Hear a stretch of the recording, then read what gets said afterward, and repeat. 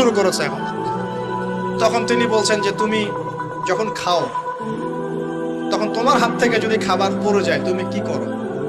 তখন তিনি বলেছেন, আমি আমার হাত থেকে খাবার যদি পড়ে যায়, একটা দানাও যদি পড়ে যায়, আমি উটের পিঠ থেকে নেমে সেই খাবারটাকে তুলে পরিষ্কার করে তারপর খাই।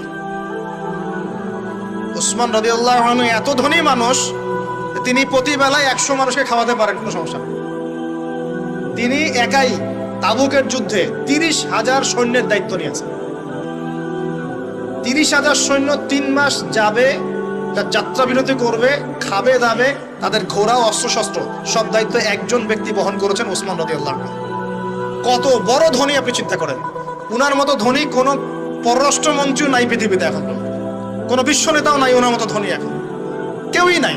আর উনি কিন্তু তার এই ধন সম্পদ সুদের মধ্য দিয়ে অর্জন করেন নাই, তার ধন সম্পদ দুর্নীতির মধ্য দিয়ে অর্জন করেন নাই।